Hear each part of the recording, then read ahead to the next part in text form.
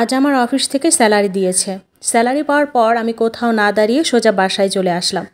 বাসায় আসার পর আমি আমার বেতনের টাকাগুলো আমার স্বামীর হাতে তুলে দিলাম। তখন আমার হাজব্যান্ড কৌতূহলবশত আমাকে জিজ্ঞাসা করলো, এখানে কত টাকা আছে? আমি বললাম, তুমি গুনেই দেখো। টাকাগুলো গুনে দেখার পর আমার স্বামী একটু রেগে গিয়ে আমাকে বলল, তোমার এখানে 40,000 টাকা কেন? তুমি তো পাও 60,000 টাকা। আমি তখন বললাম, হ্যাঁ, 20,000 টাকা আমার কাছে রয়েছে। 10,000 টাকা আমার হাত খরচের জন্য, আর বাদবাকি 10,000 টাকা আমি আমার মা বাবার জন্য রেখেছি। তখন আমার হাজব্যান্ড একটু বিরক্তির সুরে বলল, বিয়ের পর কোনো বাবা মা থাকে না, আর বিয়ের পর মা বাবা কিন্তু পর হয়ে যায়। এই কথা বলাতে আমি আমার মা বাবার জন্য যে 10,000 টাকা আমি আমার কাছে রেখেছিলাম, সেই 10,000 টাকা আমি আমার স্বামীকে ফিরিয়ে দিলাম। তারপর আবার আমার স্বামী বলে উঠল, তো তোমার হাত খরচের জন্য টাকা লাগবে কেন? তোমার যা যা প্রয়োজন সবই তো আমি এনে দিই।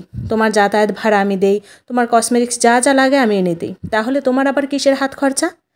এ কথা শোনার পর আমি আমার জন্য যে 10,000 টাকা উঠিয়ে রেখেছিলাম, সেই টাকাটাও আমি আমার স্বামীর হাতে তুলে দিলাম। পরদিন সকালে স্বামীর পকেট থেকে 200 টাকা গাড়ি ভাড়া নিয়ে আমি বের হয়ে পড়লাম।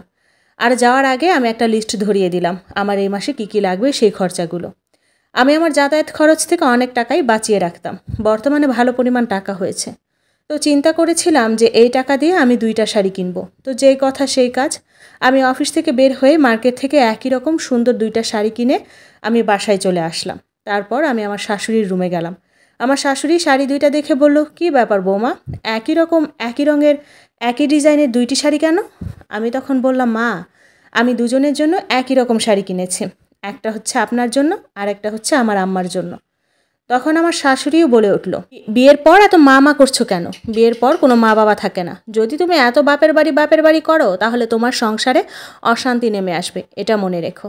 শাশুড়ি মায়ের মুখ থেকে কথা শোনার পর আমার বুকটা মুচড় দিয়ে উঠল। চিন্তা করলাম, আসলেই কি মেয়েদের বিয়ের পর মা বাবার প্রতি কোনো দায়িত্ব থাকে না? তারা কি চাইলেও কোনো কিছু তার মা বাবাকে দিতে পারে না? তো যাই হোক, এসব ভাবতে ভাবতে আমি আমার রুমে চলে আসলাম। বেশ কয়েকদিন পার হলো।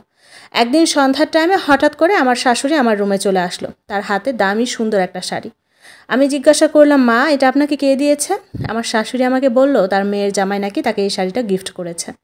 তারপর আমি আমার শাশুড়িকে বললাম, এটা যদি আপনাকে গিফট করা হয়ে থাকে, তাহলে আপনি এটা কেন নিয়েছেন? আপনি কি জানেন না, বিয়ের পর একটা মেয়ের কোনো বাপের বাড়ি থাকে না?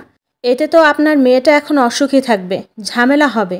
এই কথা শোনার পর আমার শাশুড়ি মুখটা বাঁকিয়ে রুম থেকে চলে গেল। আর আমাকে কী বা বলবে, তার তো বলার কিছুই নেই। তার পরের দিন সকালে আমরা টেবিলে বসে একসাথে সবাই নাস্তা করছিলাম। নাস্তা করার টাইমে দেখলাম হুট করে আমার বাবা চলে আসছে। বাবা আমাকে ডেকে বলল, কী রে মা, তুই কেমন আছিস? আজকে খুব গুরুত্বপূর্ণ একটা বিষয় নিয়ে কথা বলার জন্য তোর বাসায় এসেছি। আমার তো অনেক বয়স হয়েছে, আর তোর মায়েরও অনেক বয়স হয়েছে, তাই চিন্তা করলাম আমার যে সয় সম্পত্তি আছে তা তোকে বুঝিয়ে দেব। আর বাঁচবই বা কতদিন মা, বল? তুই নাস্তা খাওয়া কমপ্লিট কর, তারপর তুই আমার সাথে যাবি। আর হ্যাঁ, অবশ্যই তুই তোর জামাইকেও সাথে নিবি। তখন আমি সবার সামনেই বলে দিলাম, না বাবা, আমি যেতে পারবো না। এমনকি তোমার জামাইও যাবে না। তখন বাবা একটু কষ্ট পেয়েই বললেন, কেন মা, কি হয়েছে? তখন আমি বললাম, বাবা, তেমন কিছুই হয়নি, কিন্তু তুমি কি জানো না, একটা মেয়ের বিয়ে হয়ে যাওয়ার পর সে মেয়ের কোনো বাবা মা থাকে না? তাহলে তো তোমরা আমার পর, আর তোমরা যদি আমার পরই হও, তাহলে তোমাদের কাছ থেকে কেন আমি কোনো জিনিস নেব? আর এসব জিনিস আমি আমার শ্বশুরবাড়ি থেকেই শিখেছি। আমার শ্বশুর শাশুড়িও তাই বলে। আমি তোমাদের দেওয়া কোনো জিনিস নিতে পারবো না বাবা। আর আমার মুখ থেকে এসব কথা শুনে আমার স্বামী এবং শাশুড়ি তখন ঠিকই তাদের ভুলটা বুঝতে পারে। তারা আমার কাছে অনুশোচনা বোধ করে। ঠিক এরকম একটা পোস্টই সেদিন আমি পড়েছিলাম। পড়ে খারাপ লাগলো, তাই আমি এটা আপনাদের সাথে শেয়ার করলাম।